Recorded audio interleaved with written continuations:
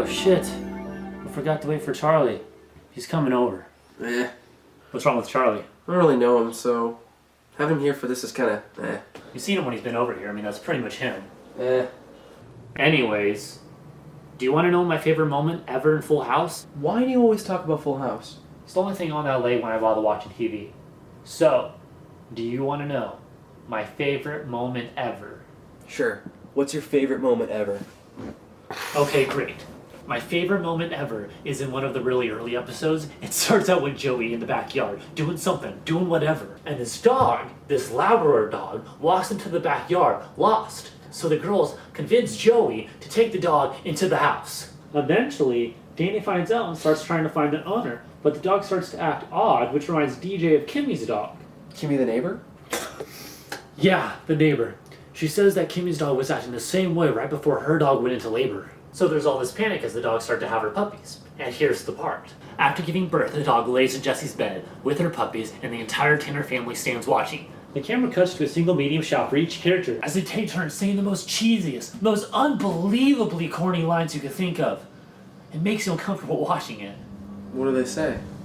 I don't know off the top of my head. No. Just really badly written cliches about life's beauty. Is that how they get Comet? Yeah, they find the owner who lets them keep one of the puppies, which they name Comet. That's Charlie. Act friendly.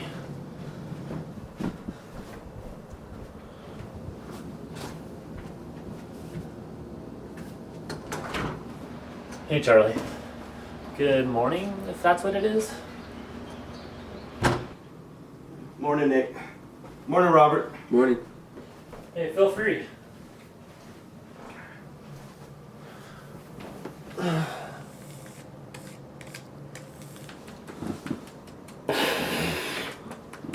Man, I have a business management class in 3 hours. This is the second day straight without sleep. I have geological psychology in 4 hours. I don't know if I can stay up for that. I might try getting some Adderall before then. That's what I was on all night. It'll work. Wait, what class did you say you have? Geological psychology. That's a class? Yeah, and it also happens to be my major. What is it? It's the study of the psychological properties of geological entities. Rocks? Yeah. Do they have a psychology? Well, it's a pretty new field. We don't know much yet, but there have been studies on the social nature of rocks, which are always found in large groups. Really? Yeah. We're reading about an experiment done where individual rocks are placed in solitary environments and then observed for any reactions. What'd they find? I don't know. We haven't read there yet.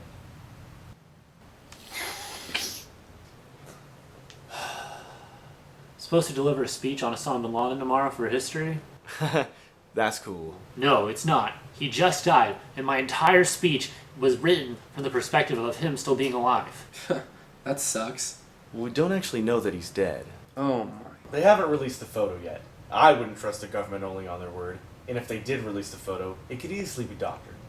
Maybe. He's been reported dead a bunch of times. Most thought he would have died from his bad kidneys. But the government couldn't get away with faking the news of Osama bin Laden being killed. They wouldn't be able to afford the risk of being found out. Sure they would. They did it with the WMDs in Iraq. They could have easily faked the killing of Osama bin Laden in order to raise some political points for the election that's on the horizon. The idea that an administration would create a lie about killing Osama bin Laden, the most infamous enemy of every American, just to win some political points is ridiculous. It's not so ridiculous if you consider the kind of power the government has. I don't even know whether Osama bin Laden's death means anything if the 9/11 Truth movement is real. Come on, are you serious? No, really. If Osama bin Laden was not responsible for the attacks on 9/11, then his death is just another further chapter in the sham war for oil. Think of what it would mean if the government was behind 9/11 and faked the news on killing bin Laden after framing him for the attacks. Except there's a whole big mess of details that don't add up. Like what? Like how the 9/11 Truther movement has pretty much been debunked of all their claims. That's not true. There are a lot of unanswered questions and hidden information about the whole thing. I'm gonna go get a cigarette.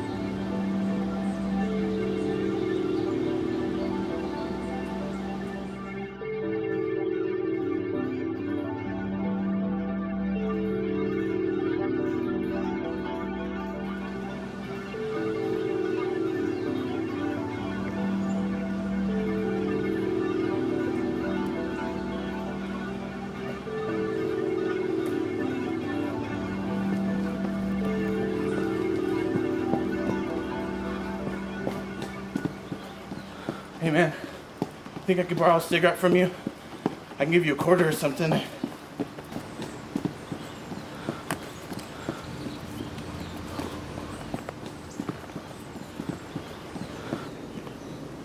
can keep the quarter.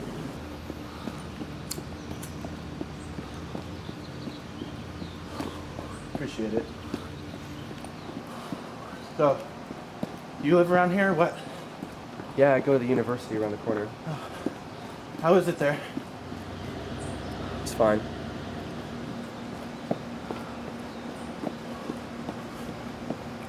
Well, thanks for the cigarette. Appreciate it. No problem.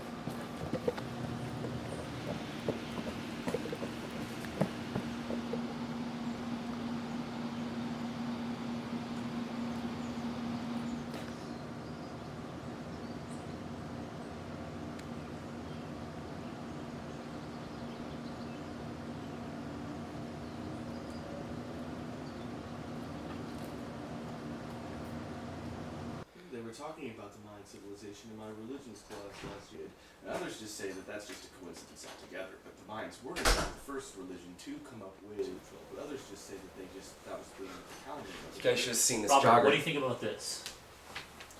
I say that the Christians who are looking for the rapture would be wrong to give the Mayan 2012 prediction any credibility because it's a Mayan prediction, not a biblical one. Why are you guys talking about? I say they may still be able to look to it since any apocalypse would do. Mayans could predict something that is eventually talked about in Christian texts. That would have to be the case if we are to think the Christian texts are true at all. They'd be observable even to the Mayans. This whole subject is absurd.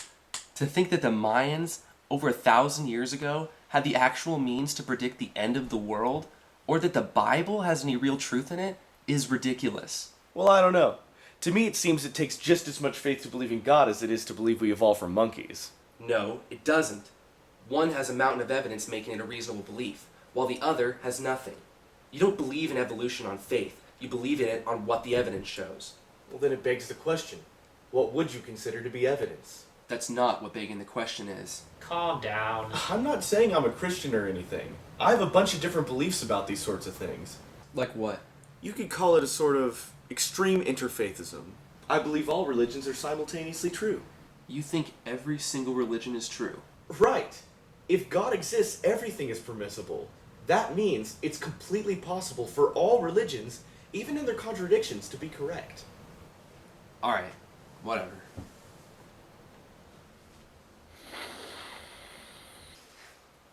So, do you think that the 41% of Christians who believe the rapture will happen within their lifetime are right? Sure, they could be. The coming of the Antichrist is supposed to foreshadow the rapture, and a lot of people point to Obama as being just that. Because of his unknown origins and charismatic demeanor, right? I don't know about all that, but the parallels are pretty impressive. People said the same thing about JFK and think it was a Christian organization that killed him, though it seems like conflict with the secret New World Order might have really done it. I haven't heard that. Yeah, he had some policies that would have weakened the Federal Reserve, so he was killed. When Johnson became his successor, he undid all the laws that Kennedy put in place.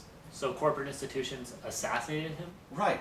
It just shows you the power in this country is held by business entities. Corporations make America what it is, so we have to ensure a completely free market to keep business vital. An attack on business is an attack on our country. Like each time before, Charlie seamlessly moved the subject over to something new, containing unrealistic premises and irrational ideas. Like a clueless passenger, Nick rode along the twisted trail that was Charlie's messy excuse for a discussion. Watching them in silence while they continued ranting aimlessly, a feeling of separation was evoked inside of me as I came to a realization of the meaninglessness my input would always turn into. No matter how much sense I made, it could never truly penetrate into their ideas of what was true. They were devoid of doubt, while attracted to the ridiculous. What I saw as reasonable meant nothing to them. Instead, only that which fit with what they already saw as true could ever make sense to them. Seeming to drift further and further from what was being said in front of me, I started feeling we were people speaking different languages, each making up what the other was saying. I couldn't listen any longer. I only nodded my head, aloof and apathetic, waiting for the moment to pass.